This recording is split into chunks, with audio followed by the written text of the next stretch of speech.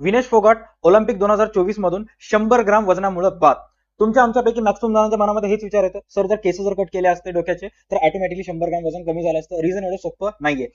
Vinesh फोगाटचं actual वजन जे आहे ते 55 ते 56 आहे. त्यापेक्षा 3 किलो कमी ते 53 किलोच्या गटामध्ये खेळत होते. बट पॅरिस ऑलिम्पिक्स मध्ये ते त्यापेक्षाही कमी 50 किलोच्या वजनी गटामध्ये खेळत होते. पॅरिस ऑलिम्पिक्स मध्ये सध्या जे महिला आहेत ते वरील गटामध्ये एवढे मॅचेस होत आहेत, त्यापैकी विनेश फोगाट जे आहेत ते 50 किलोच्या वजनी गटामध्ये ऍक्च्युअल वेट पेक्षा कमी कॅटेगरीमध्ये खेळत होते. 2017 मध्ये लागू झालेल्या नियमानुसार प्रत्येक खेळाडूला मॅचच्या अगोदर एक दिवस पहिले वजन तपासलं जायचं आणि त्याच्यानंतर ज्या दिवशी मॅच आहे त्या दिवशी सुद्धा त्याचं वजन तपासलं जायचं. विनेश फोगाटचं काल मॅचच्या अगोदर जेव्हा फर्स्ट टाइम वजन चेक करण्यात आलं ते 50 किलोपेक्षा कमी होतं आणि ज्या दिवशी मॅच आहे म्हणजे आज ज्या दिवशी मॅच होती त्या दिवशी वजन 100 ग्राम पेक्षा जास्त आलं. त्याच्या मागचं रिझन हे आहे की ऍक्च्युअल त्यांचं वजन 50 ते 55 ते 56 किलो राहत होतं, त्यापेक्षा 6 किलो कमी खेळत असल्यामुळं त्यांना स्ट्रिक्ट डाएट देण्यात आलं होतं, त्यामुळे थोडीशी हेल्थ खराब झाली.